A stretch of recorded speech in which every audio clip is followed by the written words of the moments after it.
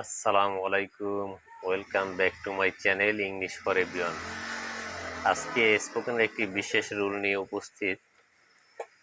রুলটি হচ্ছে have to plus ভি1। Has to plus ভি1 অর্থাৎ have to public has to plus ভি1 সাবজেক্ট অনুসারে বলব। যদি বলা হয় এরকমের আই হ্যাভ টু গো, আমাকে যেতে হয়। আই হ্যাভ টু রিড, আমাকে পড়তে হয়। আই হ্যাভ টু ওয়াইট, আমাকে অপেক্ষা করতে হয়। আই হ্যাভ টু ওয়ার্ক, আমাকে কাজ করতে হয়। আই হ্যাভ টু বিলিভ, আমাকে বিশ্বাস করতে হয়। আই হ্যাভ টু প্লে, আমাকে খেলতে হয়। আই হ্যাভ টু থিঙ্ক, আমাকে চিন্তা করতে হয়। আই হ্যাভ টু রিসিভ, আমাকে গ্রহণ করতে হয়। আই হ্যাভ টু সেল, আমাকে বিক্রি করতে হয়। আই হ্যাভ টু কালেক্ট, আমাকে সংরক্ষণ করতে হয়। আই হ্যাভ টু সেভ, আমাকে সঞ্চয় করতে হয়।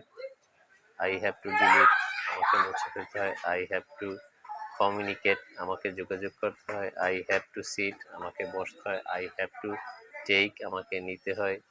এরকম অসংখ্য বাক্য আমরা হ্যাভ টু ব্যবহার করে করতে পারি।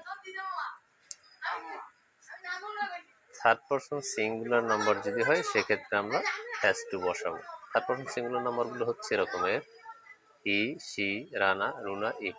এছাড়া বাকি যে সাবজেক্টগুলো আছে আই, উই, ইউ, দে, এগুলোর সাথে আমরা হ্যাভ টু বসাবো।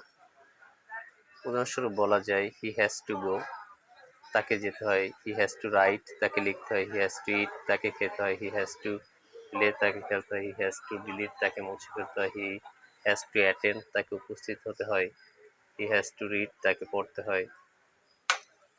এভাবে বলা যেতে পারে।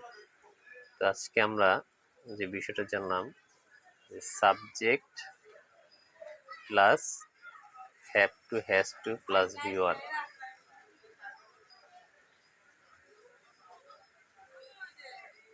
যদি বলি তাহলে বলা হয় আই, উই, ইউ, দে এর সাথে have to, he, she, Rana, Runa, it এর সাথে হ্যাজ টু প্লাস ভি1 যুক্ত করে আমরা এরকম অসংখ্য বাক্য তৈরি করব যা আমাদের স্পোকেন ইংলিশে সহায়ক ভূমিকা পালন করবে।